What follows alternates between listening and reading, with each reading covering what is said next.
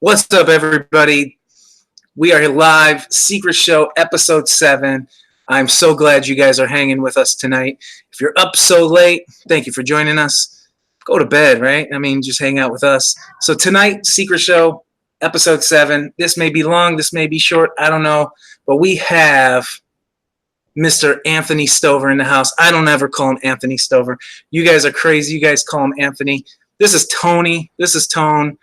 Tony, what's up, man?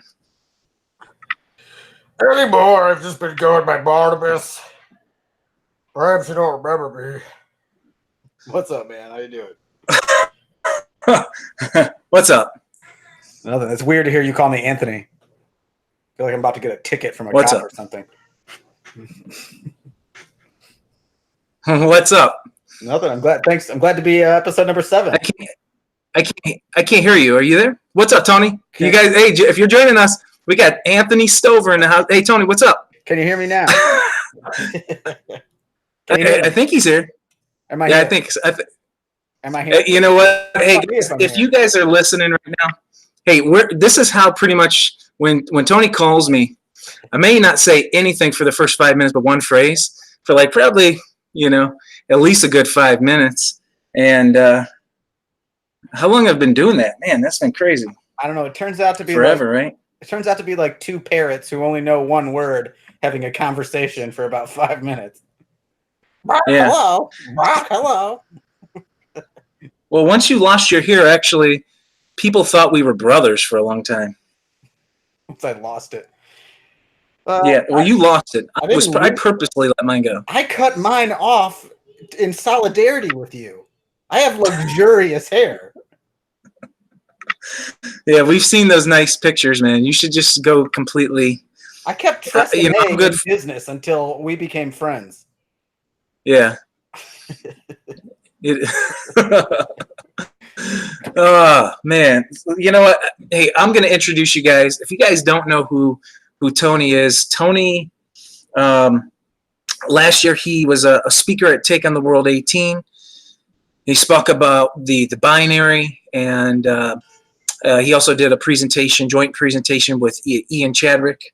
This year, he's going to be a featured speaker, and he's going to be doing something really special in that picture in the background. We're going to spend some time talking about it, which is his new documentary called Covenant Warfare. But before we do that, that's Tony. He's part of our conference. If you guys don't know about the conference, takeontheworld19.com.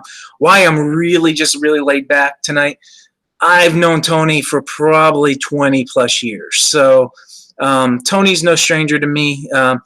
Tony actually, he didn't put this up, but he put this on, he took down this whole wall. He painted this right here. So you're looking at some of Tony's handiwork. And yeah, I mean, Tony, we've known each other forever. So maybe we could talk a little bit about how we know each other in our past, and all the fun times that we've had playing basketball, talking life, and just your story of where you even got to today. So we can spend some time talking about that. We already know it, so we never talk about it, but I think it'd be fun to do. Yeah, it would be funny if we kept talking about it, even on our phone conversations. Yeah, I graduated high school with your wife's sister, and we were on the same basketball team in high school. And then as the typical, this is my plug for Chris. This is why he's my boy. I'm your typical pastor's kid who had enough of that and goes their own way. And out of all my believer friends growing up, Chris was the only one that didn't partake in the things I was doing. I didn't push it on him or ask him to, but he also didn't judge me. And he was just constantly a good influence and always speaking life into me. And about 5 years ago, when Yah finally put his boot on my neck and I started changing my life, he was the guy I went to, and then he's helped guide me a little bit and show me what scriptures to look at, and it's been a wonderful thing. Show me what to do with that bag of Bible verses my dad made me memorize, and it's like a cool movie. Yeah. There's a good start and then trouble, and then it ends just beautifully. It's like a romantic comedy. Yeah, I think um, watching you, obviously, being close with your dad. Your dad was the pastor, and man, I'll tell you guys, if you come to Take on the World 19 and you get to watch Tony shoot hoops, you'll be like, man, that guy can shoot. But Tony is terrible compared to his dad. I'll tell you, that guy was amazing. And this is probably some of Tony's rebellion started with how good at basketball his dad was. Because this guy, I think he even had a pro team tryout at one point of his life, and could shoot from anywhere on the court, half court shots, in the middle of games, 3-quarter shots. I've seen him do it all. Yeah, I mean, I've watched him and rebounded for him while he, knocks down 90 out of 100 3-pointers. So, that's Tony's dad. He's just an incredible shooter. And that probably started that, yeah. My rebellion started at about 7 years old when my dad told me I wasn't allowed to shoot underhand anymore. Yeah, I bet. I waited until he wasn't looking. I'm like, no, this is how I'm going to shoot. Nobody will block it. And then I turned out to be a 5'5". Yeah, funny. I mean, I don't know how good your sister is at basketball. I know he coached her, but your brothers are nothing compared to. I don't know. I don't think they followed that passion of playing basketball like you guys did. Lincoln went into Lincoln has a natural golf swing. Golf is Lincoln's sport, and music is Mason's sport. Old man sport. Right? Yeah. Hey, you're gonna end up playing it one day, Chris.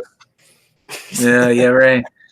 Yeah, well, Tony, you're a little bit more than everything. We'll talk a little bit about everything you do, but yeah, I mean, it was crazy. We come from a small Christian high school, so I would say the vast majority of kids, unless even the ones that go into ministries, they have their time of rebellion, and that's just part of life. And so, we saw that all up hand.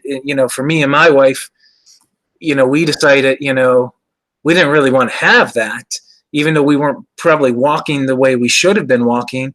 But he kept us out of a lot of areas that would have been downfalls for us. And, I always remember going back and, man, I don't even think I remember telling you this, Tony, but, I saw your picture where you're wearing that really ugly vest that everybody thinks is awesome. I call it the ugly vest. Everybody thinks it's the sweet vest. What vest? But it's super cute now. I'm sorry, your jacket. I'm sorry, not your vest. Okay. Yeah, everybody loves your jacket except for me. Except for now, it's that jacket dope.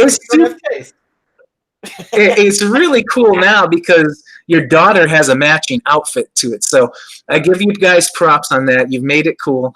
You give Amber the credit for that. Yeah, but back in the day when we were just hanging out and we connect and we would playing basketball leagues or just go and play at your dad's gym or just connect in some way. You come to our church and play basketball, or I'd have you and recruit you to paint the church or do something crazy.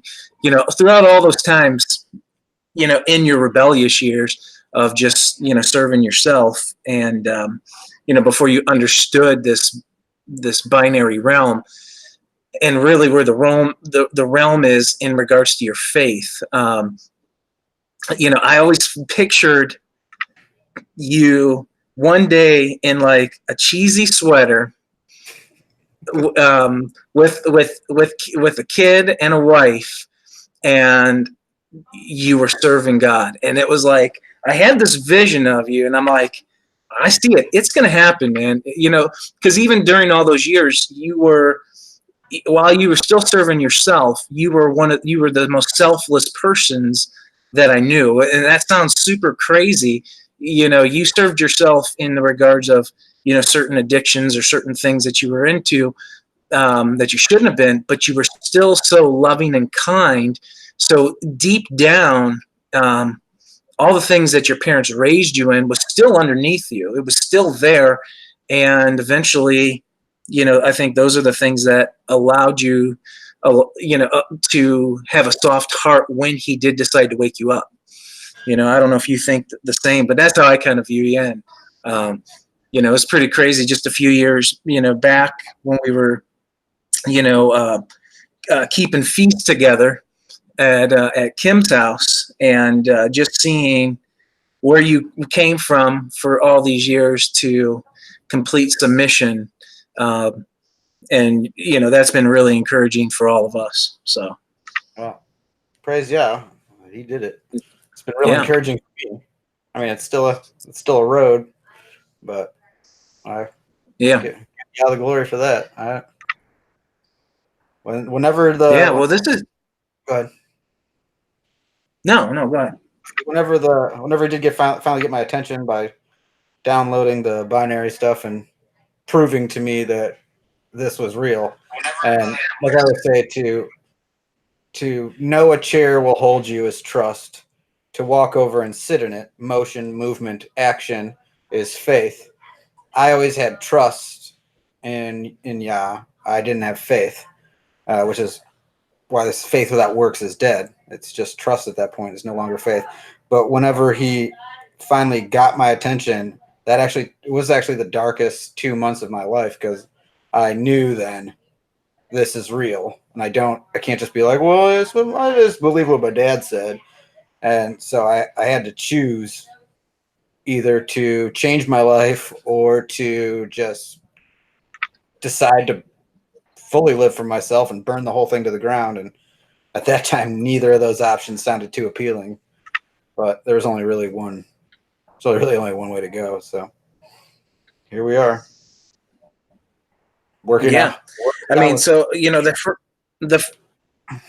I'll tell you, you've been instrumental in Take on the World from the very beginning. You were super encouraging to us to put on the event, and obviously you were encouraging and helping that year, even though you kept bugging me, hey, I want to speak, and something deep down would say, he's not ready yet. Soon, his time is coming soon. It's not now. So, I don't even think I've shared that with you, but that first year I'm going, I don't think it's his time. I prayed about it. I thought about it. You kept asking me. I'm going, I think I just skirted around, and you probably just stopped, asking me, like, I'm totally in. But, you helped from every aspect, you and Amber, because you had just met Amber at that time. You weren't married yet in 2017. And you were? Yeah, we had just got married. You just got married at 2000. Yeah. So you just got married in 2017, and of course, Amber, pumps out, the most viral biblical cosmology track of all time, Will Never Be Touched, and because she was the first. Because she was the first, nobody's really going to touch that. It's like listening to old music, and people can make better music today than they may have made before, but those songs that were made in the past still hold a special place, and they will still be counted as better just because they were more of innovators at that time. So she crushed. Send my wife to me. Hey, I am. I'm just saying. So so she came out, and man, you guys put in so much work. Me and Amber, we cleaned all the chairs. We had to do all that work at 2017 before the event. You made the sign and just helped with every other thing. And that sign is still, we use it. And then fast forward to 2018. Take it back. You had met Chad Schaefer at Take on the World 17, and he invited you to do that presentation of the binary that you wanted to do at 2017, and you got that opportunity right on IUC TV, and that was awesome and amazing. And from there, I announced you as a speaker, and so many people said, I'm interested in hearing what this Anthony Stover guy has to say. And so many people would call up and ask, yes, I heard about this through Anthony Stover, and Anthony Stover's videos. They were very inspiring, and I've been digging into the Word and all these things. And I'm like, who is this Anthony Stover guy, right? I'd always give people the runaround. I'm not sure if I know who this Anthony guy is. And, they're like, well, he's on your website. I don't know if who books your speakers, And eventually I have to say, well, I've known Tony for 20 years. And I'm starting to get a little jealous probably because, everybody else started to claim you and you started becoming friends with everybody. And here's this guy, like he's my friend, and now he's everybody's friend. I was like, I saw this on like, this whole jealous. Like I wasn't really jealous, but you know what I mean. Like, my heart, Chris. Yeah. So it was really cool to see that. And then of course you spoke at 2018 and brought this really, grizzly redheaded dude with you, and he's been, he spoke last year. And now Ian is part of Take on the World TV as well. If you guys haven't been watching the Reality Distortion Effect, those are his prelude videos to some upcoming live episodes. So please do go and watch those. And trust me, they do have points, and they are going to lead us back to the Word. They are going to lead us back to Scripture. So they are absolutely phenomenal, and they really show you what's behind the scenes of what we can protect ourselves on as believers. So just a great show. And we're super excited to have you back 2019 on a much more important topic that still deals within the realm of everything that you've been doing, but that's the covenant warfare. So we don't need to jump into that now. I mean, we got a long time. We can do that, but I wanted to let everybody know this is Tony, so yeah. This is it. I have my camera to my side, so if you say anything dumb, that I can go like this. Yeah, right. Man, we love the what can we even call that? Your promo video from your twin brother. Oh, Barnabas, yeah, he's we've had our rough parts. He as soon as he hit 18, he left the house and he just started traveling. I think he started off in Sri Lanka, went down to Chile.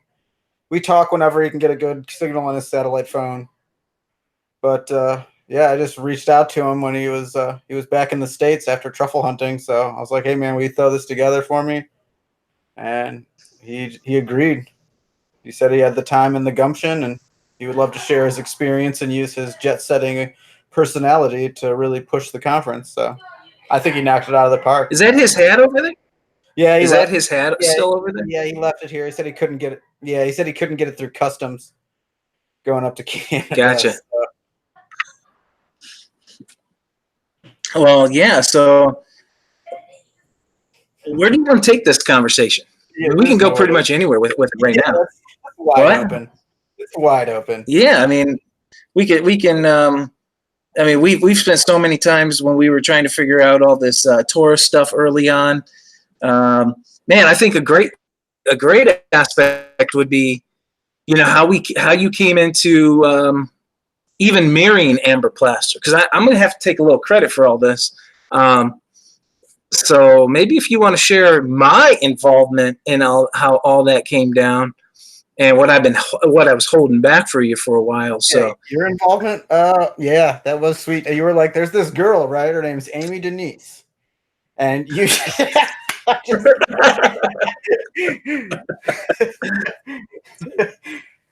No, you were basically you're the one that told me to be friends with her, and you shared the song, and then which no, take it back, take it even back further. When you, because you would never have had even befriended her if you would never have come to the truth of flat Earth, right? Oh, that is correct. Yeah. I see what you want me to say. Well, what you want me to talk about? Okay, so yeah. So like I mentioned, whenever I was starting to have whenever Yah was letting me know the things about the binary that I needed to hear to prove to myself that he was real, which how dumb do you have to be to need proof? But I needed it, and so every time I would it was downloading over 2 months, and anybody knows me knows I love to make jokes. I didn't make jokes for 2 months. I didn't even listen to the radio. It was just real somber Tony, which is frightening. But every time something would hit me, I would call you, and I remember that day. I remember where I was standing, and I was like, dude, I think I know where we're at. And back then, I'm picturing the solar system flat. And I go, dude, I think we're on the infinitely thin plane between the 1 and the 0. And you go, well, yeah, because the Earth's flat. And I'm like, dude, we don't have time for jokes right now.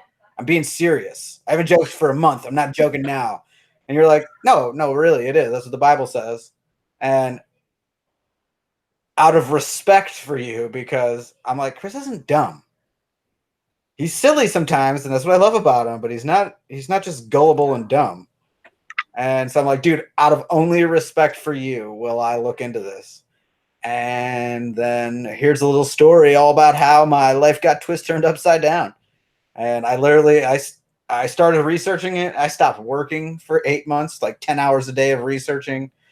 And then through that research, it made me realize that the Bible is literal. Oh, and by the way, you were Facebook debates every single day with everybody. Oh, that was awful. I don't know why I did that. That was a terrible idea, but hey, that's part of your journey, man. That was part of it. I was excited because basically, it brought me to the point of realizing that, oh, well, then if the Bible is literal about how it describes the creation, then it's literal about what it says He wants us to do.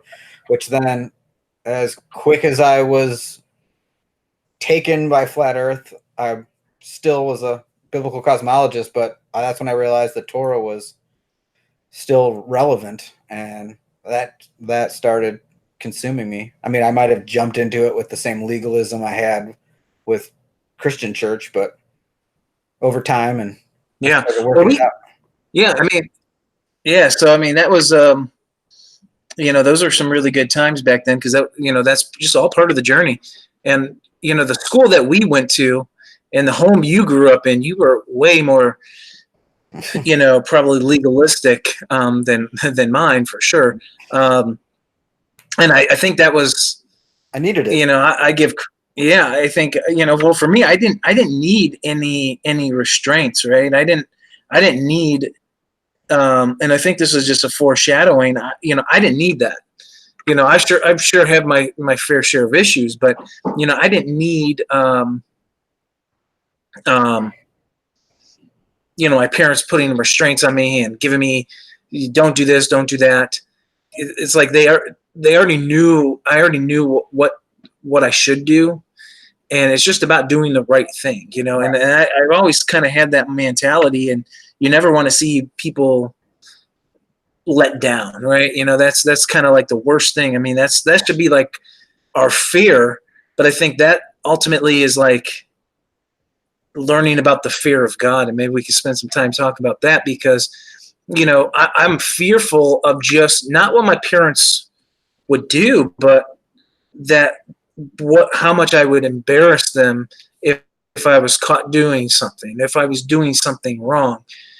It's not a comfortable position to be in, and I think that gives a lot of avenues of our Heavenly Father, and how that relationship is as well, and that starts some of that understanding of that fear, of that respect of Him, is that we just do what He says because we don't want to let Him down. And I think I didn't need that.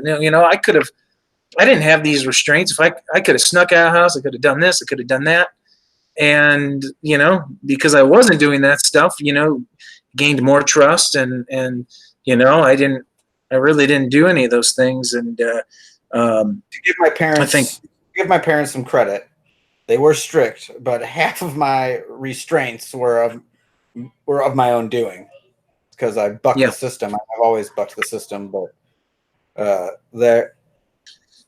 Yah gave me the parents that I needed to be where I am today, and I love them very much, and I wouldn't trade them for the world. And it's so awesome to look back and see, like, there has not been one coincidence. he's so wise. He knew exactly who to make my parents. Like it's unbelievable. Mm-hmm. And what you're talking about with Yeah. fear and respect, I love that you use the word respect, because I always break it down a little simpler, maybe, at least for my own self. When, say, if there was a child and his dad would come home, I don't know, drunk randomly and just beat him up, just abuse him, that child is going to fear his dad. He's going to be afraid of his dad because he doesn't know. Fear of not knowing is fear. But if a child were to, say, misbehave and know their dad is going to punish them in love, I mean, and it's no longer a fear, it's a respect. It's a fear with knowing. And to me, the word respect it's much better, because it takes away the tyranny that Yah doesn't have. He's a loving father, and he guides, and he chastens us, but he loves us too. So I'm glad you used that word. It's a Yeah, the school that we went to, was part of an independent fundamentalist Baptist movement, and I'm not knocking anybody who comes from that realm, but there is a sense of legalism that comes from there, on whether it's and I'm not saying anything's bad, because the premise of some of the strict rules there, when it comes to, let's just take your outward appearance, right? Men can't have long hair. Well, the premise is good, because really it's about men shouldn't dress like women, but it's just taken to this utmost degree when a Jerry Seinfeld mullet is now considered long hair, and Jerry Seinfeld is trying to look like a woman or something, right? It's ridiculous. It's legalistic. If somebody's coming in purposely with long hair and wearing makeup, that's what we're talking about, when the Torah command talks about that, or even on the flip side of, women not wearing pants, and only wearing skirts. Well, there may be some good things there of some modesty issues, of not wearing too tight of pants or whatever. But then it becomes ridiculous when we're wearing, when you can just, you know what I mean. But that's the realm we came to. So the difference between, it's the difference between the letter of the law and the spirit of the law. The letter of the law is what to do. Like, this is in black and white right here, what to do. The spirit of the law is why you're doing it. And that, to me, is why Yeshua came. I mean, he literally came as the Torah in the flesh, died as the Torah in the flesh, took it to heaven, and sent the Spirit with it to touch. And he came to show us why we're doing what we're doing. And when you know why this is happening, you can understand better how to do it, because you know why you're doing what you're doing, which is the driving force behind the covenant warfare marriage film that we're gonna do. We can talk about that later, but just it's all about why. Why are we doing what we're doing? And if it's not because we love him, then we came from all that. And it doesn't. It's just not about the rules. It's how then the community within that school and church, how everybody then looks at one another. It becomes like a dome, and everybody inside this dome bubble. They treat each other a certain way, and it's not just like, hey, you should be obedient to this. There's really no grace in these areas, and everybody picks at you and goes, oh, why weren't you in church on Wednesday night? Why weren't you in church on Sunday night? Why, it becomes, here are the things that are utmost important. And, we saw that and lived that our whole lives. And so probably coming to, say, oh, well, we want to look at God's laws. We already had probably in our minds this whole realm of law and grace, but then we started to know that there was a harmonization of that, and then there was legalism that came from that, and then we started to understand the Pharisees and the Sadducees. I mean, a lot of those early conversations, was these things. We don't want to go back to legalism, right? We wanted to, and we see that all within, people that are now wanting to walk in his commandments, right? It creates that same bubble effect that we had when we were in those churches, and we see it already, and we see these pitfalls and how people treat one another because of, oh, I do it this way, you should do it this way. Oh, you can't do this, you should do this. And it becomes this whole realm of ugliness again. And that's nothing of what he's trying to get us to do, right? It's not about, what he wants us to be obedient to. It's what we end up doing with it. I always say, the law leads us either to do two things, leads us to love him through obedience, or it causes us to become legalistic like the Sadducees and the Pharisees.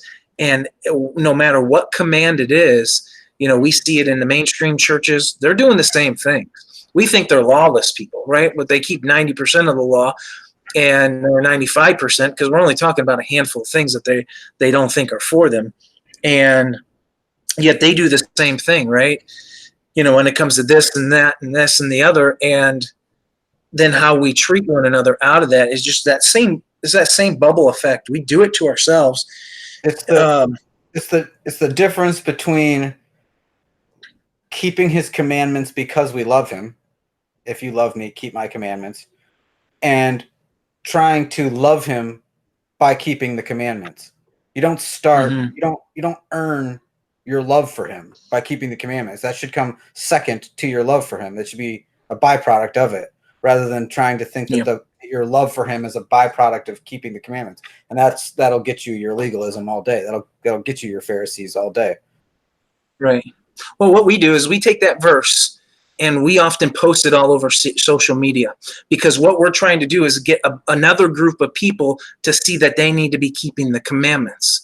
Okay. Right. So here, and that's the purpose why we do that. It's not because it's a reminder to ourselves. It's to go tell the other people, if you love me, keep my commandments. But here's what we're telling, and this is what the world is seeing when we post that verse.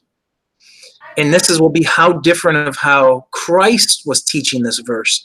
And this is what I truly believe, is that what we think and what we say is, if you love me, you will keep my commandments. The emphasis on the word commandments. What Christ is telling us, if you love me, you will keep my commandments. And that's where the emphasis changes, because that word for love is agape love. That word for love is agape, and it means unconditional love. What he's saying is, if you unconditionally love me, you're going to the byproduct of that is you're going to keep my commandments. You can't harmonize both of those. If you love him, you're going to just keep his commandments. And that's what we're talking about. And see, when we come to, what we call Torah, these things that are 4 or 5 things on our hands, he's talking about all of these things. And he's trying to get us to harmonize and put all these things together, and the weightier commandments, the greatest of these 2 commandments. And yet, we can be fine and dandy when it comes to feast days and Sabbaths, and make sure you got, your preparation day is perfect. This is perfect. That's perfect. You're doing this, you're doing that. But we have no love for one another, right? And we see that there's a lot of communities out there who have all those things perfect, but they don't show love, right? And we know. And it's because that law has led them to either love and obey him or become like Sadducees and Pharisees, even knowing the truth, right? That's why he said, listen to everything they say, but don't do as they do, for they don't even keep the law. But they were teaching the law. They were clearly teaching it. And yet he wants you to listen to it because what they're saying is good, but don't follow their actions, because their actions are bad. The interesting thing is the people, there's the greatest 2 commandments, but a lot of people don't notice that it says the second is like the first, is like unto the first, which then goes back to Yeshua saying, if you've done this for them, you've done it for me. So if people think that they can love Yah without loving their neighbor, they can't. You can't do it. It's the same thing. That's how we love him. I mean, you have to take care of your neighbor. I don't know. Yeah, and I think that early on, when you were being changed. I mean, because you grew up in the church, but you claim when do you claim that you actually came to salvation? That would be, I want to say 2015, 16, somewhere in there. I'm not real good at time. As an artist, I have a very poor concept of time. My mother and wife remind me of that all the time. Both my mother and my wife. I'm not calling my wife my mother, but yeah. So it's about 2015, 2016. So about 5 years. Gotcha. Now. Yeah, and that's being a stooped in Bible your whole entire life. Yeah. Coming straight out of the womb. So I was force fed it. Like I say, yeah, I love cheesecake, but if you shove an entire cheesecake in my mouth, I'm gonna be mad and spit it out because you didn't give me a chance to digest it. They didn't give me a chance to eat it. I didn't really want it like that, and so it's a combination of that plus my own rebellion. To be honest. So you definitely were a classic case of a prodigal returning. Yeah, 100%. Spent all my time I had. Yeah, so I think your story is a great encouragement. You often don't share it. You often don't talk about it. I think it is something that a lot of people do need to hear. I mean, it's a story that so many moms and dads are out there, just coming back to faith for themselves, and they have children who don't want to have any of this. I mean, the pleasures of this world, they're sweet for a season. And, for those people who are out there seeking, a lifestyle that's destructive, because all lifestyles outside of him, they're destructive. They're just plain destructive, no matter, what you're doing, whether you're addicted to things or not addicted to things. If you're living a lifestyle apart from him, it's a destructive lifestyle, and you have no guidance in your life. And so I think your story is really encouraging to a lot of people who have kids that haven't come back. And it's not, and that's the thing. It wasn't your parents to force it on you to come back. It was his awakening, and, people praying for you. I mean, that's really all that it could be. And, we were all been praying for you and doing all those things all those years. And, those prayers they weren't returned void. Let's say that. And, now, yeah. And, that's a great story of redemption for not only your life, but for so many out there that are seeking that. So yeah, I mean, and then let alone you want to be obedient. So many want to come back and say, well, I'll take the salvation gift. I'm cool with that. I'll come back. I'll take the salvation gift. I don't want to go burn. I don't want to burn in eternity like we're taught, right? Nobody wants to go through, being apart from family or being apart from God if they truly love him or not. But yet, that's kind of the average person. But then the ones that he's calling, he's calling them to a life of obedience, just obedience. And it takes it back to that, what we talked about, the fear, the respect of the Lord, that, you don't go out and do things that he doesn't want you to do, not because you just, are doing it because you're doing it because you love him. You don't want to let him down.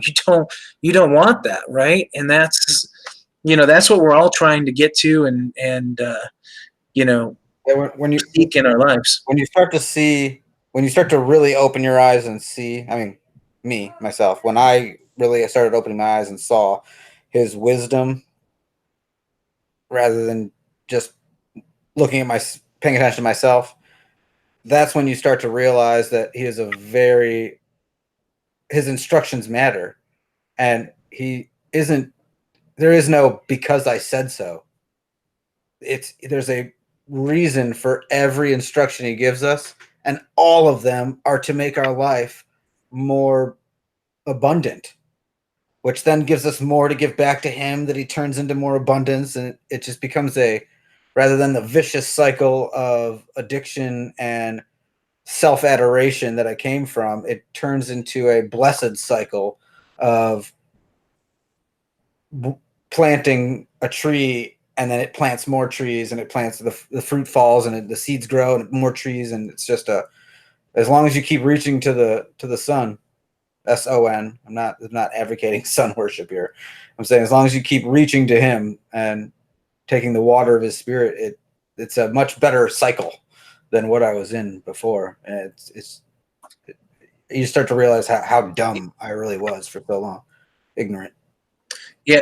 So how has, obedience to his ways, how has that helped you in, continually overcoming, really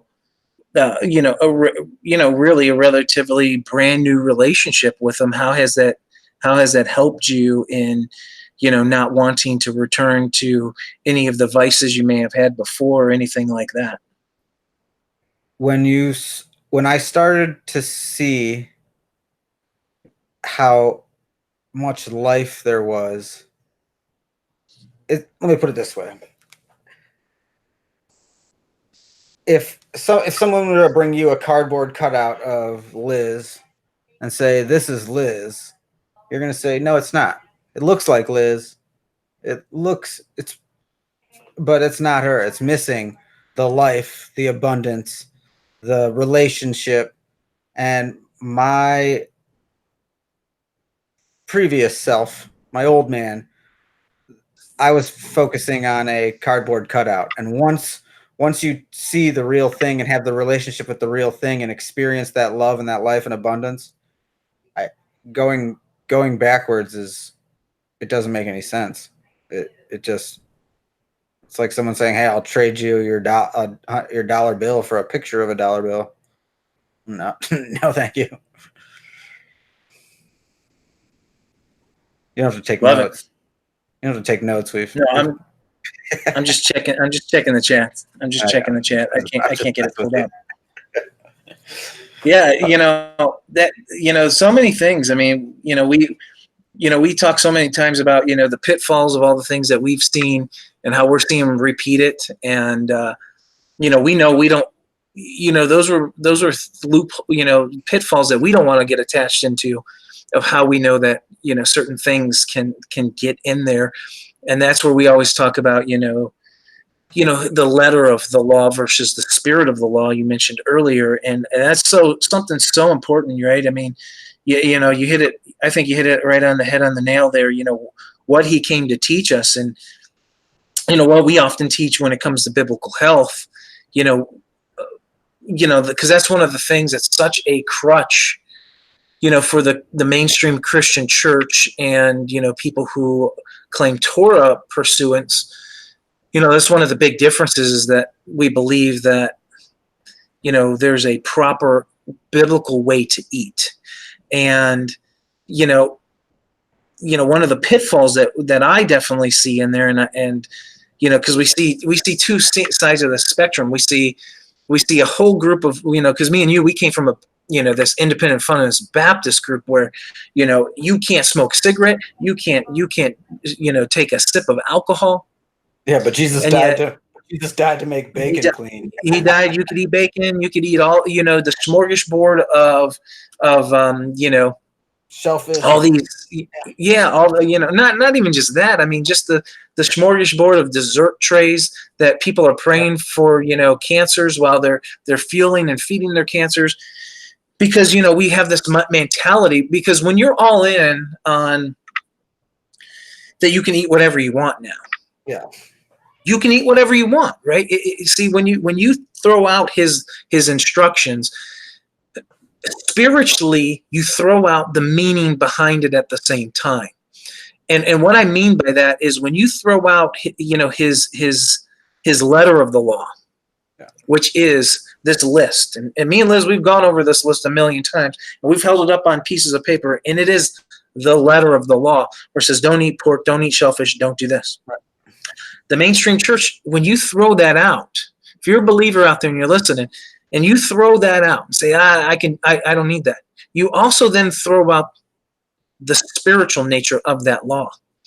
And see, and I'll explain what I believe that to be. And when you look at people in the Torah pursuance, they do the same thing. A lot of groups are doing the same thing. They keep the letter of the law while just focusing on the letter. They don't want to know what the spiritual law is trying to teach them. So they will be gelatin hunters in every single ingredient that they have. They're going to look up every single, Starburst has this, and, you got to get rid of this, and that, and the other. But if Starburst had that removed, like the European versions that we've gone over in our shows, it's all fine and dandy. But yet the other carcinogen-based ingredients in there, the most toxic ingredients in there, aren't even the gelatins. They happen to be other things. And so we miss that spiritual nature of that law. And I believe that law, so either side, we have to harmonize these two. And I believe that's in all cases, just like when he comes and tells us, just the lust after a woman in your mind is the same as the action itself. Letter and the spiritual nature, they're the same thing. They're connected. They're interwoven. And the same thing with these food instructions teach us. Guard everything we put into our mouths, our minds, our hearts, our eyes. This is teaching us this spiritual law and this spiritual nature. So we're going to look at our food much differently. We're going to look at, the drinks that we put into our mouth, right? So it's quite funny. Me and you talk about that. If we invited somebody that we knew from the past over to a feast day and there was alcohol there, they go, oh, crazy. And then we invite somebody, from our group to go over to, this really cool Baptist church has this really great event. We bring them over to that, and somebody brings out pepperoni pizza, and then their heart stops beating, right? And yet we're both doing the same things on these sides. I think we're not putting these back together, and that's what he's calling us to do.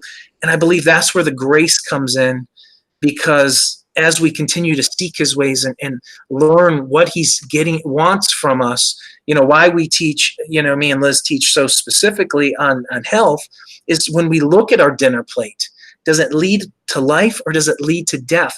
And in that answer, you get the spiritual law that he's trying to teach you just in the regards of eating. And if you take that law, that same law, if what I'm about to put into my body, does this harm me?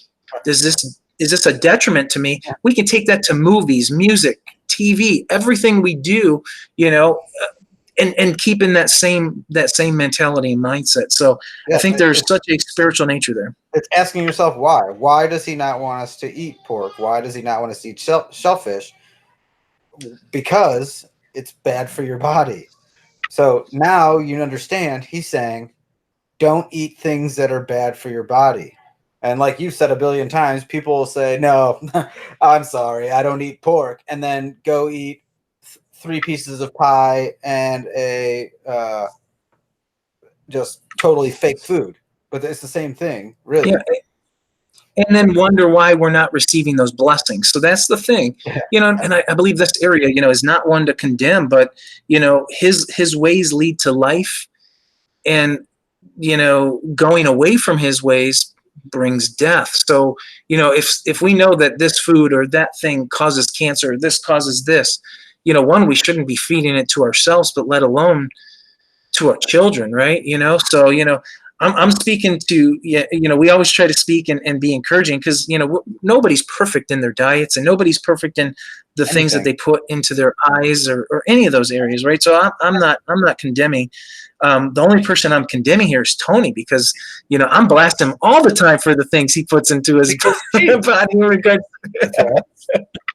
Yeah, man. And I'll tell you, guys, if you didn't know, Amber was like a complete vegetarian until she met Tony, and then all of a sudden, Amber's like messaging Liz like, Tony's like making casserole after casserole with weird pink chicken chunks. I like my chicken rare.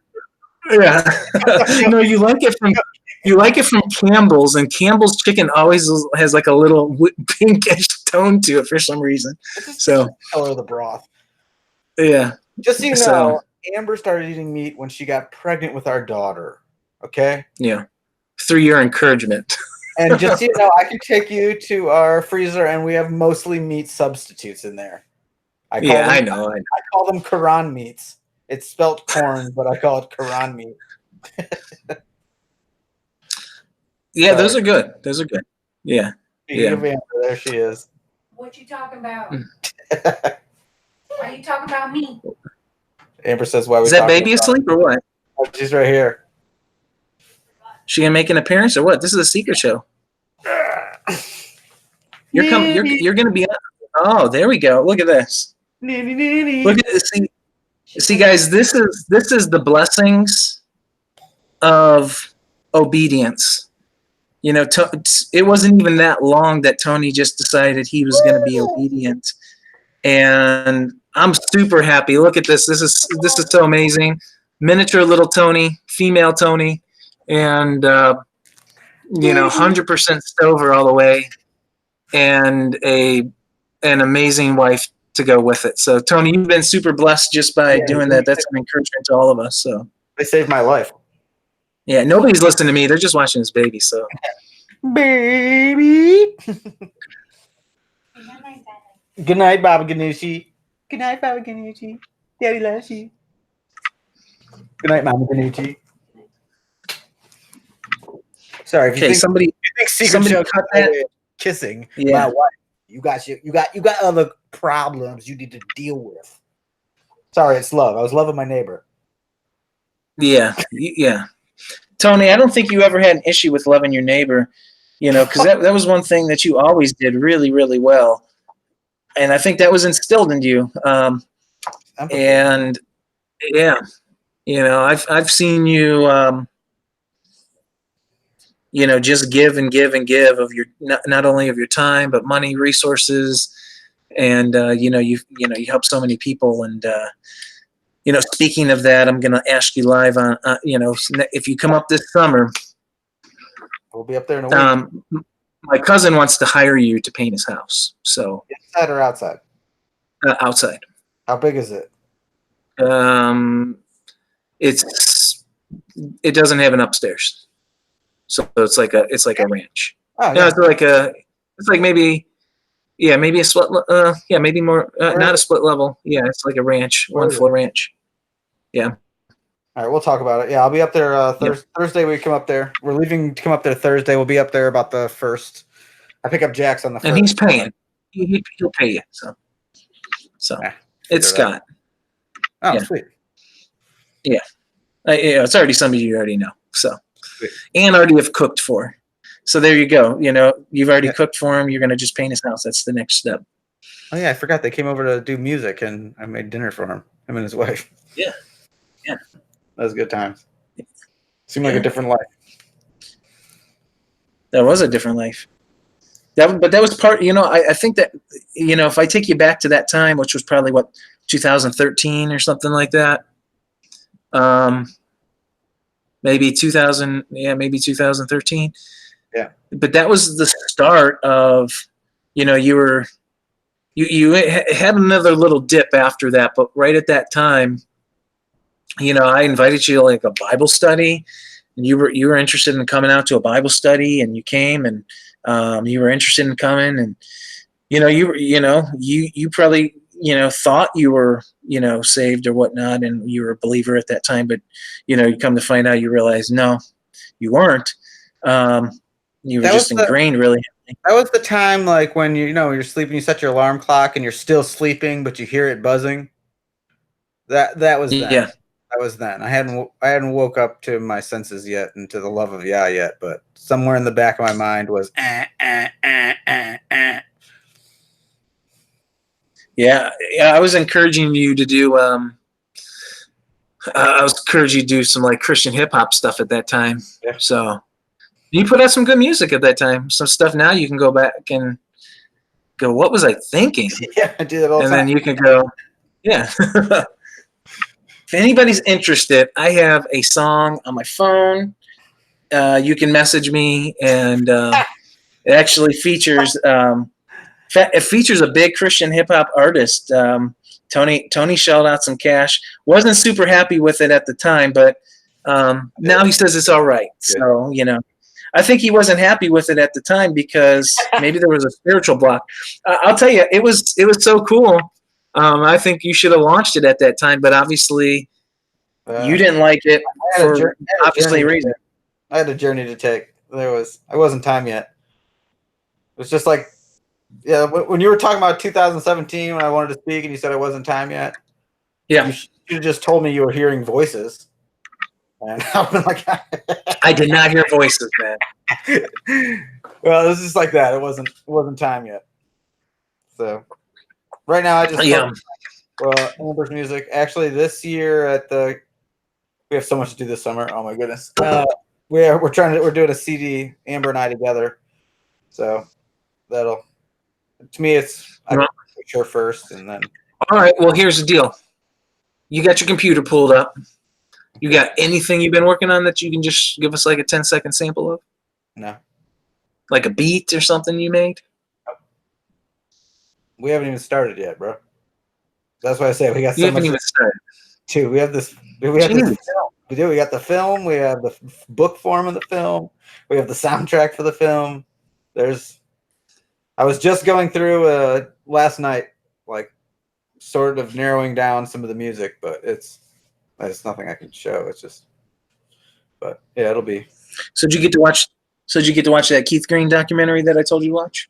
I saw it on there. I've been working 10, 12 hours a day. Well, that piano just reminded me to ask you. So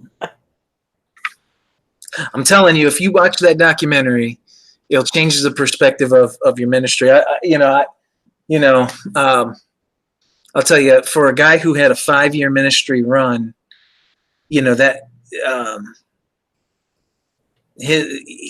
clearly he was called to do what he was doing, and he had the right perspective of ministry. And so I encourage everybody, we uploaded it on Take on the World TV or on our conference page. So if you go to Facebook / Take on the World Conferences, I uploaded that. But you can just Google Keith Green, Your Love Broke Through documentary. And I'll tell you, wherever you're at in your walk, if you're out there doing a ministry or wanting to start a ministry, his perspective on it, what he did, it was just something you don't ever see. You probably never see it again. From doing, he did all free shows.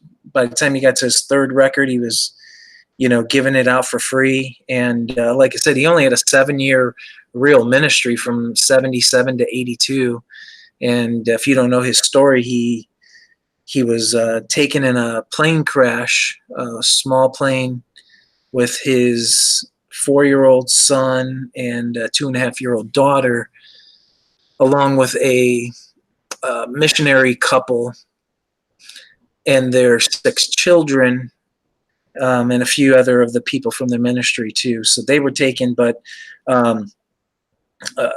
he was like the #1 Christian selling artist right out the gate in 1977, and he was selling like 100,000 records, and it's such an amazing story. But by the time you get to 1982, I'm not going to share, ruin his story for you if you've never heard it. But 1982, you'll see in the documentary, he was going to give out, or he was going to want to reach the world, and he thought, I'm going to do a secular album that could reach the world, and where he could sprinkle he could get the gospel to the world by getting to mainstream radio and reaching hundreds and hundreds of thousands, if not millions, like he was, and he was reaching millions already. But, Yahweh said, no, that's not the plan. And he said, no, you're going to create a worship album. He said, okay, I'm in. So he did a worship album, and it was his last album he ever recorded. And the whole mission, what he was told to do, was to, when he did a tour for that new record, it was all about focusing on missions work.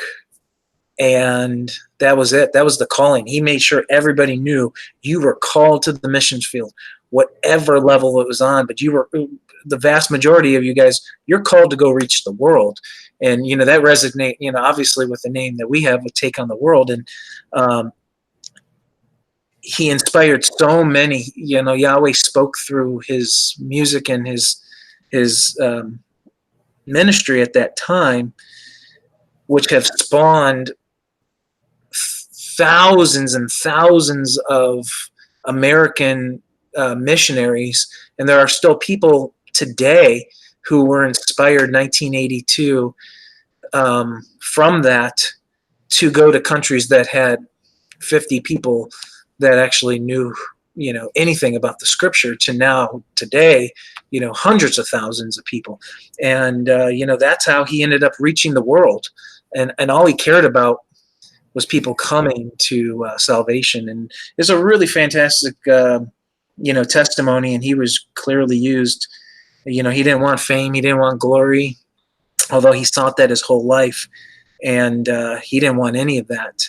I was telling you, Tony, you're an artist, and he says, if you hear a good poem, you don't praise the poet. Or I'm sorry, about you. Let me start over. He said, when you hear a good poem, you don't praise the pencil.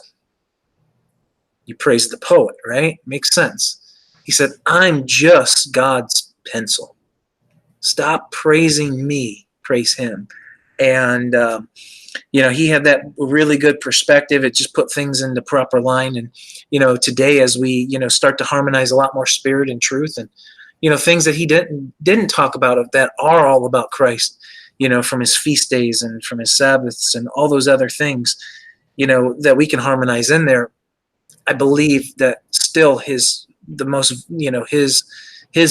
that he was given is our mission still. And, we can get clouded with, getting deeper into things and allowing affect, what our mission is, and which is to reach the world, which is to, disciple one another, which is to, love one another. And so, yeah, super excited.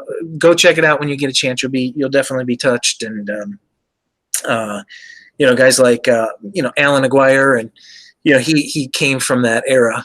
That's when he got saved, and he was around that, early on in the early 80s. So reach out to him. He's got some great stuff to say about this too. So didn't mean to steal your time with that, but yeah, it is cool. So your piano reminded me of that. So. Oh, sorry. Were you talking? Sorry, I'm watching this Keith Green documentary. Have you seen this? Yeah,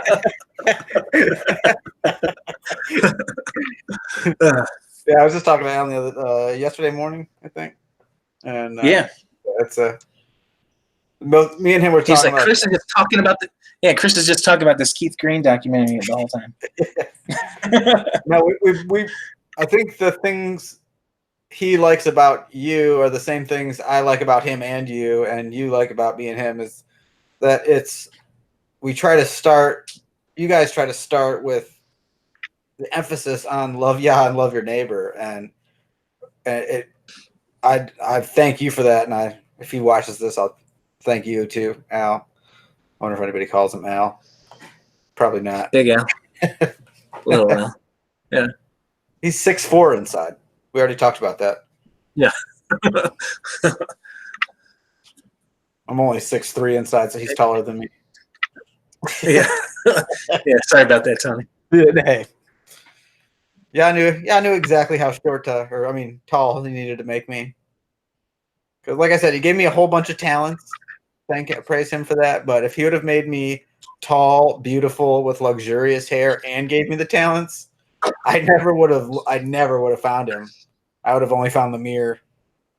I would have loved myself. I probably would have been like Dennis Rodman did and married myself. I'm sure of that, Tony. Yeah. Deadpan Chris, as usual. And,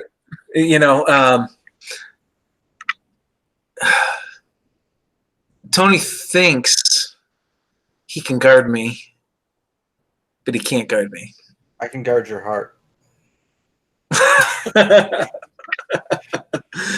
Just like getting him, the best is when we used to play 1-on-1 because I would just take you into the post every time. So Yeah.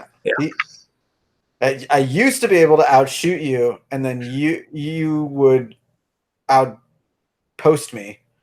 And anymore, I play basketball like twice a year now, and you somehow got better at shooting. So overall, I'm not as much better than you as I used to be. How's that for humbleness? Yeah. Sometimes I brag about being how humble I am. Yeah, I'm the humblest. Yeah, meekness, right? Here you guys go. Which one do you need? Which one do you guys need today? Is it kindness, patience? Let's see what else we got. This is good for Tony. Are you pulling gentleness, gentlemen? Are you pulling? Look at that face. Are you doing a Torah card reading? These are fruits. These are fruits of the spirit cards. Yeah, it's Torah. It's Torah card. I'm doing my Torah card reading. Yeah. This is it. Yeah. Plum. This is. Those peace. Yeah. If these were made by a Torah company, it would say shalom here. By the way. Yeah. So. No, these are great. Yeah. Scratch and sniff. That's what Riley thinks they are. So this is part of his home. This is part of his homeschool. These are like a little, fun little thing that we do. Then he gets cards when he displays the fruits of the spirit. That's awesome. But then when you question him on, okay, Riley, tell me what the fruits of the spirit are, and he'll go, okay, he'll think about it. He'll go, grapes. and I'm going, no, what are the words? And then he'll go, pineapple. Pineapple. I'm like, no. Yeah. Wait, how could they all like patience, plum, goodness, grape, and then they got to pineapple? Like, yeah, joy. Wrap this up. Yeah. Well, I don't. Okay, patience. I don't know what this is. Maybe that's a coconut. Maybe apricot pit. Apricot pit. It's a coconut. Yeah, this is your B17 lateral for the apricot kernels. No, you could definitely see when I.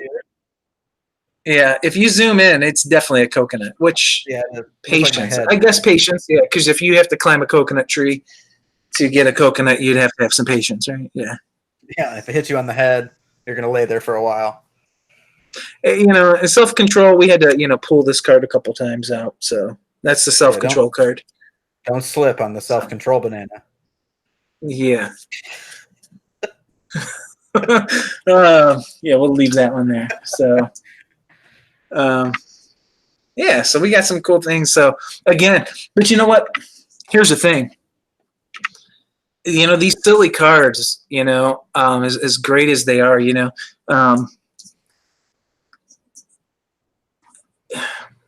that's how we kind of know if we are walking in his ways and in his spirit, if our lives are revealing the fruits of the spirit, if our actions, center around that, that it's such a simple thing that we teach our kids, but, it comes back to, the very basics, these are the things every day, that we need to make sure we're,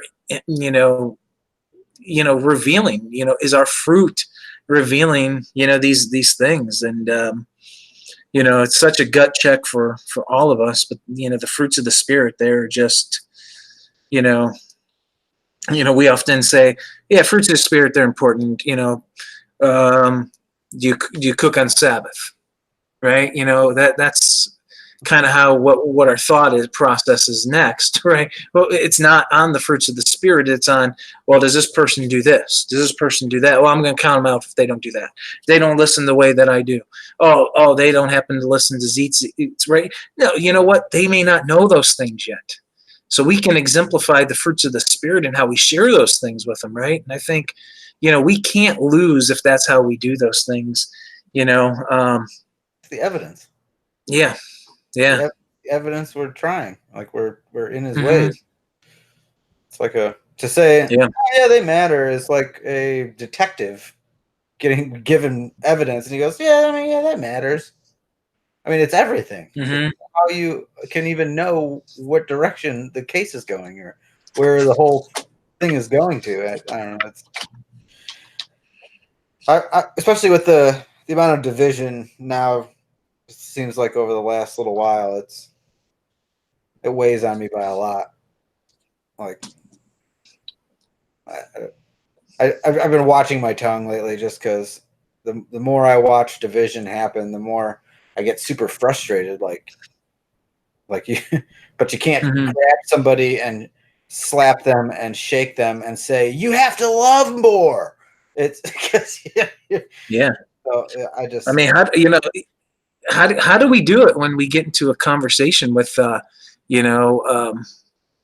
with Michael Cologne on Facebook, right? Anymore, I just write answer not a fool in his folly, Yeah. and that the fool has said in his heart there is no God.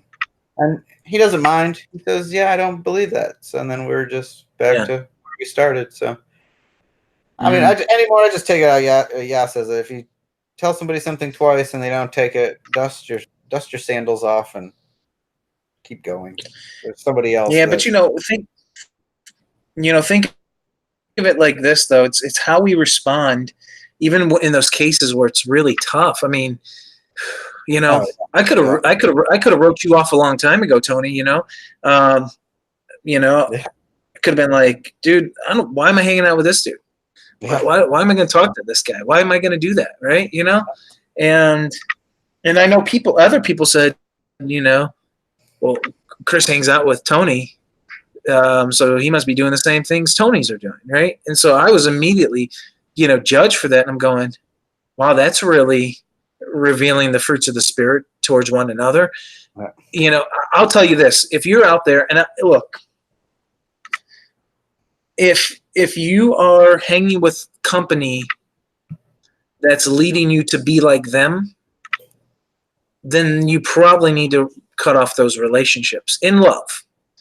But if you're hanging out with company where you're influencing them and they're not acting in a certain way and they're not leading you to anything that's leading you away, obviously then take that as this is the relationship he wants you in. Because I know so many believers out there, whatever we're in, whether it's Torah pursuing groups or just standard believers, you come to think once you become part of this, you become part of the club. So you have to strip off all your old relationships. When he's telling you to do that, absolutely. If there are toxic relationships that he's telling you need to get away from, do that. But I can guarantee you there's relationships he's telling you, no, you are the example to them. You go reach them. You go be these things to them. And, he never would have, if we weren't supposed to do that, he never would have came for the lost sheep of Israel. Yeah. Like, well, I guess they're doomed. I can't go witness to them because they might drag me down, or you know what I mean? It's go be the light in the dark, which means you're going to be around some dark. Yeah, and it's like it is tough. It is tough, and that's where you need to walk in the spirit and allow him to guide you through through those moments and through those things. and you have to guard yourself. You have to guard your heart. You know, I don't tell people to go into the deepest, darkest pits and expect that they're not going to be affected by things. You know, or even just relationships.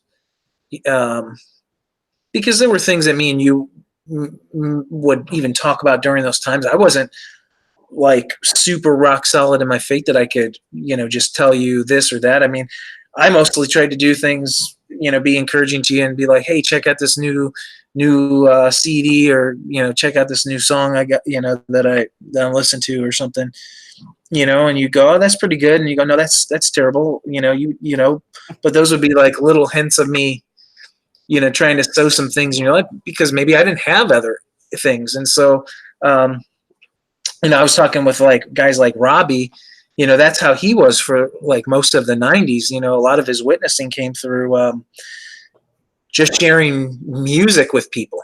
When we have Robbie on, we'll talk a lot about, that we were kind of like Christian music nerds, like really big time, collectors. I see you guys make friends, and I'm just like, hey, that's my friend. Yeah. Hey, I was friends with Robbie way before you were, so. Yeah. So I don't think there's anybody that you're friends with now that I wasn't friends with first, at least from the speaker standpoint. So maybe I could be wrong in that. You win.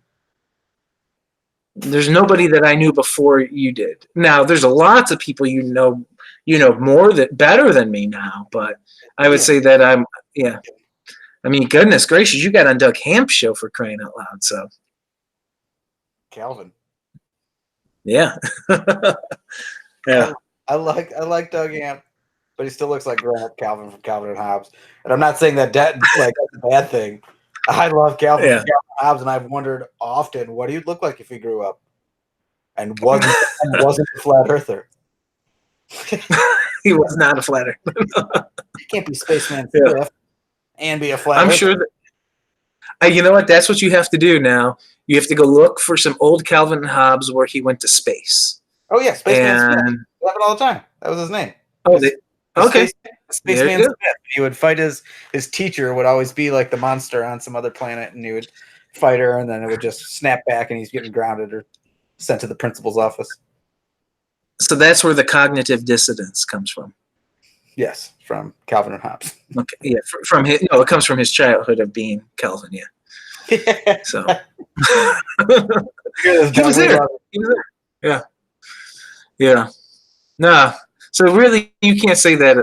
I can say that about you. So, when all these guys are, they're friends with you, and they don't even think I know. They're just like, oh, Chris brought in this guy Tony, and it's like, what do you think I'm going to tell him you're my friend?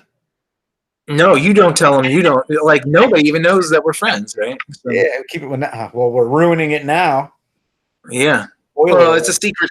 It's a secret show. We probably have like 8 people watching, so I can't see how many people are watching right now because my system is frozen. So I'm sure there's some people. I'm sure there's some people laughing at us in the channel. So. Okay. Yeah, you could probably see it better than me because I can't see anything. Oh well, I did pull it up. There are some people on here saying that there are people that will dunk on both of us at the conference. Who is it? It says Torah is law. So I don't know who that particularly is, but sorry, Torah. Tony will be a lot easier to dunk on than me. I will tell you that much. I'll just get on your shoulders like Master Blaster. Yeah. Actually, I could have easily held you on my shoulders until you gained so much weight. Yeah, probably. Yeah. I lost about 5 pounds. I'm down to 156. 156. Yeah, I've been See, Tony's. But when you're 5'5", every pound seems like 10 pounds. When you're 5'5" in shoes. In my church heels. Yeah. What are those things that I think they're called max height or something? There's like those little inserts you put into the shoes to make you a little taller. You ever see those? Wedges? No. They're I just use shims. There's some as seen on TV stuff. You put them you put them in your shoes, and they make you like 2 inches or 3 inches taller. I just use shims from Home Depot. Yeah. All right, you can adjust that. Yeah, forget about the not only the flexibility, but forget about the splinters that you also get. Oh, come on! You think I'm gonna put them underneath the insole? Come on, man. Yeah, but you know what? Doesn't even matter. Every part of Tony's body is so calloused from just doing nothing but manual labor since he's been like 7 years old. You don't even get splinters anymore. So yeah, my hands are just ate up right now. Yeah, it's painting. I've watched Tony eat whole meals with paint and stain all over his hands that he didn't even wash his hands. I didn't eat my hands. No, you didn't. But I watched that. I watched that stuff actually get on like sandwiches and things like that, and it did not even faze you at all. I'm going. There's like paint specks all over your sandwich, inside your drink. It doesn't matter. You could only see that because I was eating the finest white bread. None of this. Yeah.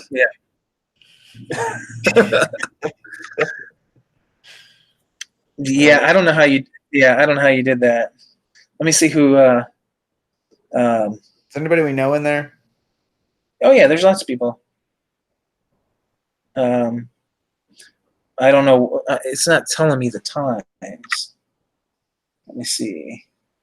It won't let me look. There was a lot of people really early on just to say, "Hey guys," and then they left. Yeah. That's what I was. It is late. That's what I was gonna do. And you just kept talking. I know. Yeah. I was gonna hop on and say, "Hey guys," and then be like, "It's late, man. It's late. Let me."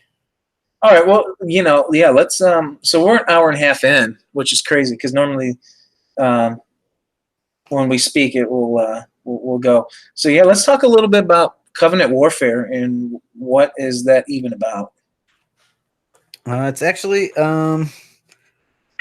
it's a film that Ian Chadrick and I are putting together, and like I was saying before about the why is important, and in a lot of marriage and family productions or counseling productions or informative productions, they just tell people what to do. Do this and your marriage will be healthy. Do this and your family will be healthy. But again, like legalism, they're never told why they're doing what they're doing so that they can understand why it works and actually embrace it. And that's kind of what we're trying to cover. And we're basically breaking down the premise of it is Jake Grant's journey into his marriage that just happened to Sierra. And so we're using that as like the carrying storyline and the feel good ending because it was a beautiful wedding. But the main information. How'd you get that idea, by the way? How'd you guys get that idea? It just sort of came to us.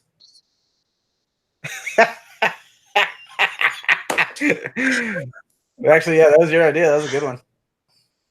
Yeah, a good one. I'm not. Hey, this is the only place I'm going to take credit for the idea. You won't hear me say it ever again. So I'm going to actually, when we make this video that people can watch it, I'm going to take this part out. So don't take it out. That's the truth.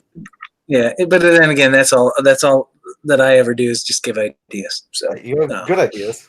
Well, basically, we're trying to show the correlation between our physical families and family units here, husband, wife, parent, child here, and show why that the correct pattern works based on the spiritual family, Abba and his children, and Yeshua and his bride. And it's coming along really well. We got some good interviews. You and Liz, the Glovers, the Solomons, John Pounders and his wife Stephanie, Rob Skiba, a bunch of people. They got a lot of interviews that we'll pepper some of their like moments throughout the film, and then we're gonna edit down all the interviews and put those up on the YouTube site so people can see just the single interviews with each. So in case there's something in there that'll bless them, they can see it all. So yeah, it's basically the biggest front in the battle. The spiritual battle is the battle against the covenant. It has started since the Garden of Eden. And so we want to fight on that front. Last year, Ian and I did Quantum Illusion, which was an exposing darkness kind of film, kind of laying out things that people wouldn't see and help them understand the wiles of the devil and what to look for. And after Take on the World, I almost died. I went to the hospital, but after I got out, I called Ian and I'm like, dude, I can't do the. We were talking and I was like, before I went to the hospital, we were talking about what's the next film we're going to do, and we thought about laying out. Let's lay out the plan of Hasatan from the beginning all the way through to the end, and just lay out the whole plan. People can see it. Okay, sounds good. So then I go in the hospital, I get out, and I called Ian. I'm like, dude, honestly, I can't do that. Exposing the darkness is good, but to me, unless you're going to use light to expose the darkness, all you're doing is walking up to somebody and going, dude, look up, you see this darkness? Look how dark it is. You see how dark it is? And they're like, I can't tell because it's so dark. And so he's like, I'm like, I'm going to go with the second vein of the binary and talk about the family and marriage. And he's like, dude, that's really weird because I felt like Yahweh's been telling me that I need to do something about marriage.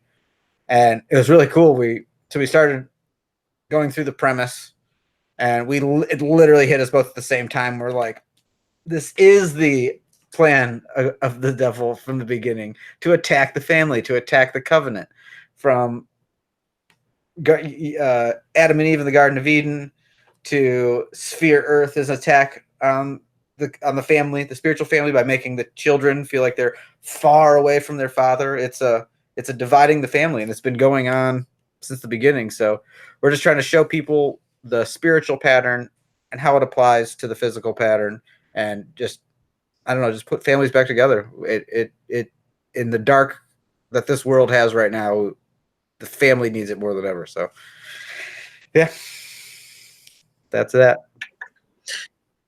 Yeah, that's a tough one. I mean, we'll do a whole show on covenant warfare, and so we'll keep you in prayer, because obviously putting on a documentary like that, it's going to be stressful for your family. Yeah, stressful on your marriage. Yeah, and so that's something that we'll get you back on, get Ian on, and maybe we'd love to get even. Amber and Samantha, his wife, on there, and just talk about putting this on, and how it strengthened your guys' marriages and relationships, and how it brings more attacks. What's that? How it brings more attacks. I mean, basically, we picture it like we're not soldiers on the front line; we're medics. And so we're not even out there with guns and stuff fighting the spiritual war. We're literally just trying to help those that are down and getting shot at. And we tend to draw fire when you try to help others get up. And isn't part of covenant warfare the ministry, which you guys have founded, which is called Firm Foundations? Yeah. Is that going to, is part of that going to be counseling and doing some things like that after the film is out? I'm open to it. Hopefully, if we can get this concise enough that they won't need it. They won't need a one-on-one. I mean, some people might, and as long as my wife's down, I'm down. I don't know. That's not his thing, but we're just going to pursue. We'll just surf it and ride the wave, and wherever Yah, as long as we're doing what's right, and let's just let Yah take it where he wants it. I mean, he's the boss. He's the director, really. So, well, you've got to finish the documentary. Yeah. You've got to get presentations together. You've got to launch an album, 2. You've got to get your set down. Amber's got to get her set down. We have the soundtrack for the album too. For the soundtrack together. Yeah, for the Yeah, film. soundtrack for the album as well. Amber's got all her jewelry. You get some great names on the all the jewelry to make. Yeah. You got to be a dad. You got to be a mom. You got to work a job. Yep, I get my son on too. So, yeah. And you cannot be, and you can't be finished 2 days before like you were last year. That is inevitable. I'm sure. So, that's the same thing I told Michael Solomon. Michael Solomon is not invited to take on the world. You guys are hearing it first and foremost. I've already made it very clear to him. Michael Solomon, you are not invited to take on the World 19 if your presentations are not done before the conference. Poor Michael, he was helping lead sound on the Cosmos stage while working on his presentation for the next day, and then he would go home or go to his cottage at night, and then he'd be working on his presentation all night. And then by the time he got to the last day, when he didn't have anything going on, he was so exhausted, and he wasn't fellowshipping, he wasn't doing anything. So I said, Michael, you're not invited to take on the World 19 if you don't have your presentations done. So he told me they will be done. And of course, Michael is, he's invited. So, that guy has been a great, brother, friend, everything above. Yeah. So, we've got so many, yeah, he's got the best. That's for you. That's for you, Mike. Yeah, that's for you. And guess what? He hasn't seen one secret show, so he will never see this. So that's okay. I don't know. You should start every show with you saying, "Hey, thanks for tuning in to the secret show number whatever it is," and then just get to the camera and go, "Shh, it's a secret." Yeah. I don't know. Maybe I should give away some secrets. I've got some secrets that are in my bag of tricks over here. We got 80% of them. Somebody's gonna steal. Yeah, so somebody's gonna like snip that and show like how I'm a real manipulative person or something because I just said bag of tricks and secrets. So I could be part of like a secret society or something. No, I've got some announcements for the conference. I don't know. I'm in the chat room. Let's see if anybody. I'll give you guys like 5 seconds if you guys want to hear something. Please let me know. I'll release something on this secret episode, and I'm having a hard time finding anything new. Let's see. Let's go to the live chat. Here we go. While you're looking at that, you want me to talk about a little bit about the presentation I'm going to give, because it's not the same as the film. Yes, of course. All right, it's basically the binary presentation I gave last year is basically just it's the bricks that this realm is made out of, and that's every part of this realm, from relationships to the actual realm itself. And so last year I basically set the bricks out. These are the bricks. And then the film about marriage and the family is taking those bricks and it's showing you how everything that Yah does and his family pattern that he set up works for ours.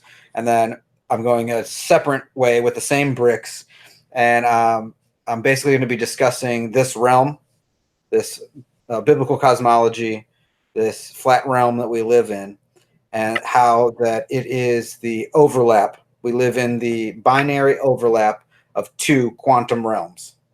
It's a realm of 1 and realm of 0, light, dark, good, evil.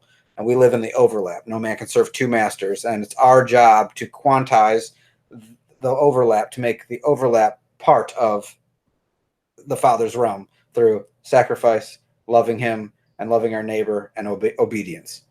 And it's going to cover everything from faith and moving mountains and walking on water, that faith and prayer and what that means for the bricks that make this place up, and into quantum computing and what that all has to do with the bricks as well, and how it still all comes back down to the binary bricks that construct this realm. So should be interesting. Yeah, that's going to be great. So I'm going to add to that. So you guys are definitely going to want to check out Tony's presentation. You guys are going to get a chance at Take on the World 19. The only place you're going to get to see this, unless if you buy the movie, is we're going to do a screening on the main stage for Covenant Warfare. So you guys are going to want to definitely take advantage of, making sure you're there with your wife or there with your husband and watching that film together. And we're super excited about that. So yeah, last year we tried to, if anybody was there, we tried so many times to get, when are we going to do this right after? And it just never worked out because we were there so late. So on finally the last day, we were able to show the film. We ended up showing it like at 11:30 at night or something. Yeah, like 2.5 hours long. It was like 1:30 when it ended. So it was way too awake. Everybody was too, but you know what? Soon that's Quantum Illusion was removed from YouTube, and Ian discovered which copyright strike was causing the issue that YouTube couldn't host it, and they figured that out. He was getting it ready, and we're going to be hosting it exclusively here on Take on the World TV. So super excited. So if you guys did not see it, we're going to be hosting it right here. And if you guys still want to get it, I know Take on the World 19, you guys are going to still have some of the DVDs in hand. If you even still have any left, you can still print up some. So you guys will have those, or you can always just contact Tony or Ian Chadrick, and you can purchase one from them if they have any copies left. I'm going to give... Go ahead. You and I keep joking that whenever the Covenant Warfare ends, me and him are going to give ourselves a standing ovation. We're going to do that like Shia LaBeouf clap, like that real intense, like... We really won't, but we just thought that'd be hilarious. I think it's going to turn out. I think it's going to turn out great. So I've already seen some of the clips. The other documentary that I'm really looking forward to, I can't tell you guys nothing about. It's coming out next year. It's going to be. It's absolutely going to be awesome. It's going to be one of the most funniest things, and really enlightening things at the same time. I can't share anything with you guys, but I got privy to see some of the clips and some of the things. You know what I'm talking about. Oh man, it's gonna be pretty funny. But I'm gonna give 2 secrets tonight on this secret show. So please don't let this out. Do it one time. I'm gonna give 2 because I actually have a couple. Yeah. I'm gonna give 2 at the same time. Dude, you were so generous, dude. I know. So first one I'm gonna tell you guys is. So this is official. This is brand new Take on the World conference news. We've got a father and daughter that are joining Take on the World 19. And before I tell you who's speaking, you already know who the father is because he's already on the list. We've been promoting him. He's been a part of Take on the World since day one. And we are super excited. This ministry, just like the ministry of her dad, It is a girl, so I'm kind of letting the cat out of the bag a little bit by saying that. But these ministries are frontline ministries. They stand up for spiritual warfare. They stand out there in the front lines of abortion clinics. They stand on God's word and go out there and preach it with love and healing and deliverance. And they just reach so many people. And they have a heart. They have a heart for the lost and those that are hurting. And that is obviously, the dad. That's Tom Dunn of Through the Black, but his daughter, Evangeline, she has a great abortion ministry, pro-life ministry, and so she's going to be speaking specifically on those pro-life topics. So that's the first announcement I'm going to do. We haven't launched that. So when you see it, that one's going to be coming soon. So you guys are going to want to make sure if you're there, go to that one because it's going to be powerful. I mean, she is orchestrating so many amazing things, and she's on the front lines, doing things we all should be doing. And she's such an encouragement to all of us. And then the other one, he's going to be an addition to the Cosmos stage, which is Paul on the Plane, and we're super excited to launch him. There's more coming. There's actually one really big one that I can't tell you guys yet, but Paul on the Plane, he's coming. So keep that a secret until we make it official. So Paul on the Plane, he's going to be doing, if you haven't seen any of his videos that he's done, they're all called the Faking Space videos. And, anybody who believes biblical cosmology, most of our didn't even start with the Bible. It started with seeing the lies of NASA. And those are things that we talk about in Flat Out Insights all the time. And in Paul's, Faking Space series, he exposes NASA. He exposes Japanese, aerospace programs from their footage, their videos, all those things, pumps them into Photoshop, does all these things, and does an excellent job. These are some amazing things. And he's never done a live presentation on his Faking Space. So he's going to be doing a best of all seasons, episodes 1 through 3. And with anything new that comes up this summer is some added bonuses. And this is going to blow you away. If you have questions on, are these things real? You're going to see this in a full hour-long presentation and multiple presentations. And it's just going to leave you without a doubt of going, wow, maybe the Bible is true in what it says about cosmology, and they are hiding something. So fantastic guests that we're having at Take on the World 19.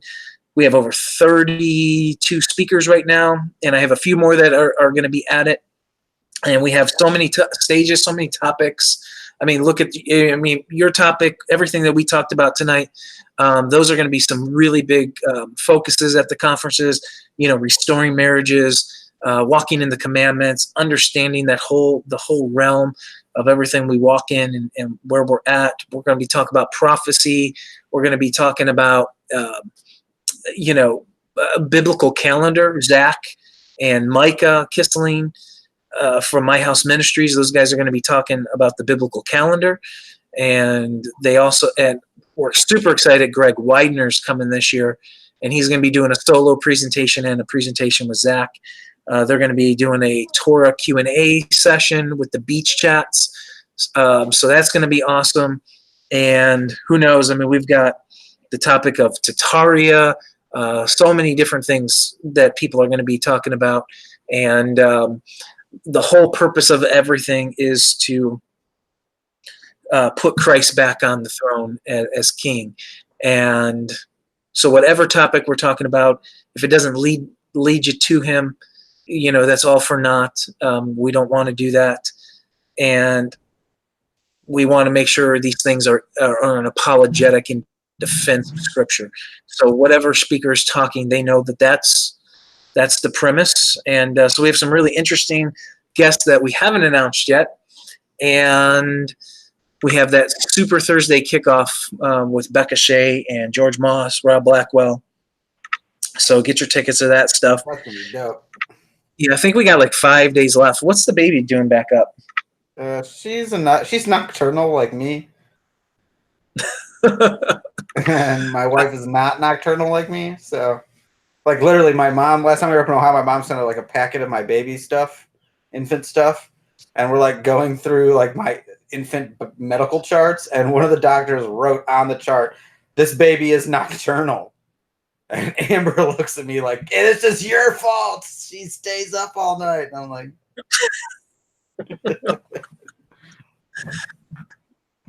It's so funny how she just looks back at you when you talk. "Nanny, Nanny by Jeannie." Are you looking at me? She's looking at herself now. Nanny. Yeah. Hey. Let's see. Yeah, do you need some goodness grapes? Goodness gracious. Yeah.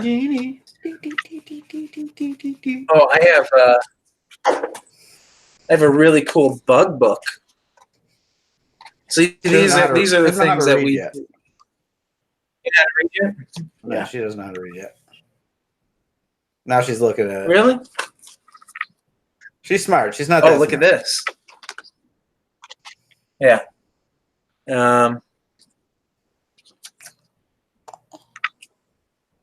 This is a biblical book, but hey, guys, if you haven't seen Canon Quest, he blows this stuff out of the water. Oh yeah. Yeah. Way out of So, there. yeah, this is which is probably for her age, she probably thinks that's super cool. Though, so. Oh, look, it's a picture of me and you playing basketball. Or at least how you feel. Yeah, pretty much. Yeah. Yeah. Well, really, I'm only like 3 inches or 4 inches taller than you. So. Yeah. All right, say bye, Noonie. Tell everybody on the interweb bye bye. Say bye.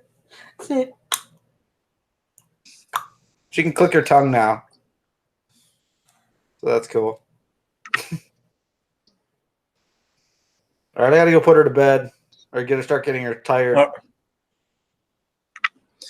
right. Well, I guess this is a good place to end the show. I mean, And Amber's like, how do you always get her to go to sleep? And I'm like, isn't our Shabbat rest in the Father? Plus, Amber has her food, so I go, where do you sleep better, in your bed or at the grocery store? well, normally I do hot seat questions. Oh, go ahead. Are you going to even let me get these out, or Go ahead. Yeah, go ahead. or what? Oh, go ahead. Okay. So here's how it works, Tony. I get to ask you 2 hot seat questions. Okay. And I let you ask me 1 hot seat question.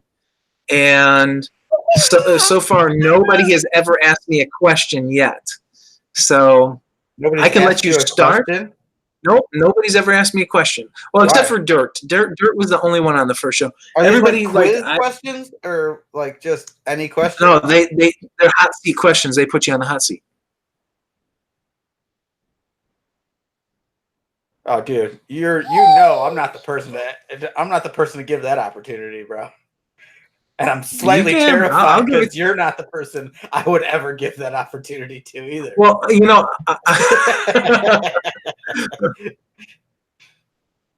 Go ahead. You ask one, I'll ask one, you ask one, since you seem to have rigged this in your favor.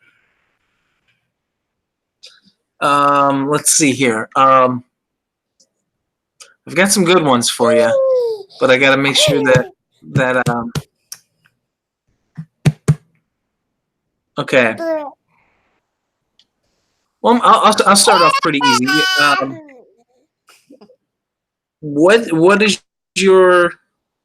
What is your stance on biblical end times? When will the Messiah return for us? When those who aren't watching least expect it, like a thief in the night, before the rapture. Yeah, see, she agrees. So what's your stance? Are you a no rapture guy? A post trib rapture guy? I mean, there's A pre trib? we have to define rapture. I mean, in the traditional sense, where he like grabs us all and then takes us to heaven. No, we don't go to heaven. There's a new earth, and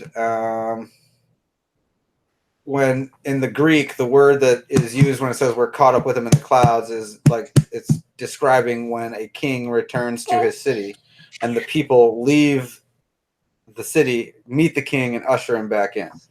So I'm assuming we get the new earth somewhere in there when it's like we all have our eyes on him. We turn around like, whoa, new earth. No sun, no moon, no oceans. Sweet. I don't know. I just, in the traditional biblical or the traditional church sense of the word of rapture, no. Like, but I mean, the Bible talks about the wicked get taken out and the good get taken out. Now I call that a rapture along with the resurrections. It's all, I call that a rapture. It doesn't happen before the tribulation because the tribulation is for us. Jacob's trouble, not. So, Okay, there's your hot seat question number 1. All right, there you go. I'm putting you on the spot now. okay.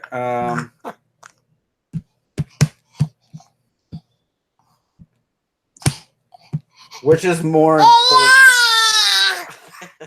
Which is more important? Good question. I don't know. I really don't know. That was a good question. Thank you.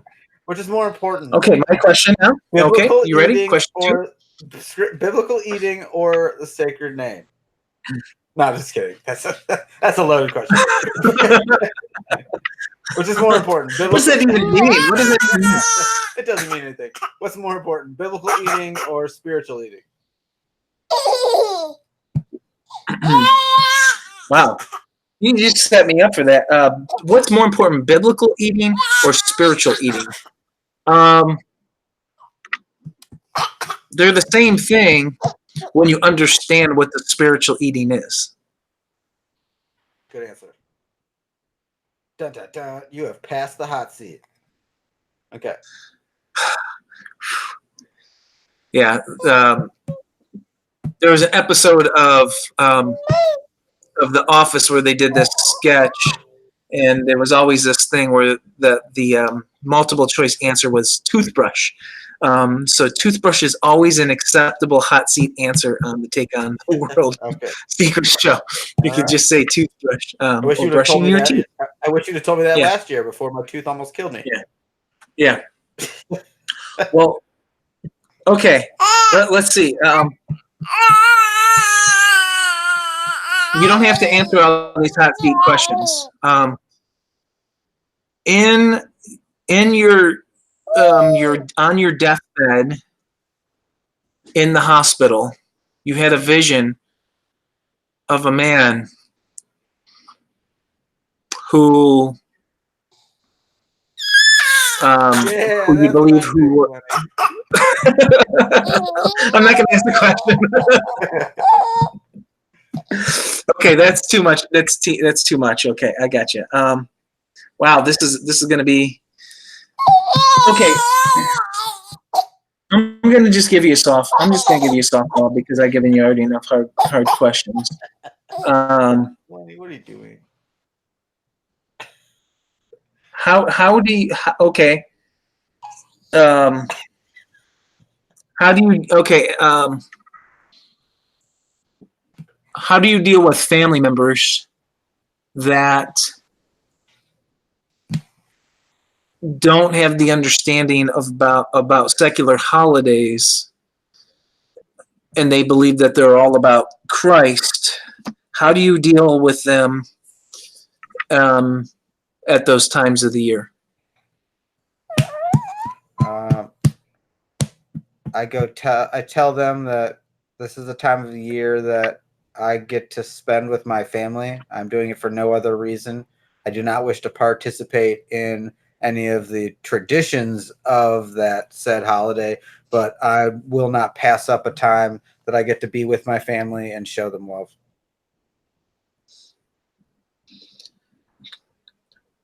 Okay, this is where I'm running the disclaimer. Take on the World TV is not responsible for anything that the guests You have Tony. You have passed the hot seat question. I've given you one where hey, that's a tough one. Everybody has to do, and so that's how I typically end it. Tony, where can people find you? Where can they find more about covenant warfare? Where can they see more pictures of more beautiful people like your daughter? So yeah, where can people find you and reach out to you? Anthony Stover on Facebook. The Firm Foundations page there's a Facebook page and a YouTube page. We've been so busy trying to get all of our presentations right. We haven't really put anything up there. We missed the ball on that, missed the bus on that one, but basically Lenny Benz. Basically we're just Facebook, Anthony Stover. And if there's another way they want to get a hold of me, they can just message me on there, and that's good enough by me. How about information coming real soon? Yeah, more information coming soon. Did you hear me? Yeah, more information coming soon. No, I said you can also go to Take on the World. No, Take on the World TV. Yeah. Tony's going to be doing some things on Take on the World TV. Oh yeah. So, yep. So that's where you can find them. And every show has a disclaimer for Tony. Yes. Guys, we have made it all the way through episode 7. Only a 2-hour show. Hey, that's not too bad. I think some of the other episodes were a little longer. So Tony needs to get that baby in bed. Yeah. And probably change some diapers over there. So guys, if we can get her, if we can get a close up of her, and that's a fitting way to end the show. So guys, thank you so much for being here tonight, Tony. Of course, thank you so much. We're gonna see you next week, maybe. So everybody have a great night, and we'll see you guys really, really, really soon. Say bye, Lenny. Bye. Bye. God bless you guys. Thanks for tuning into our nonsense. See ya. Bye.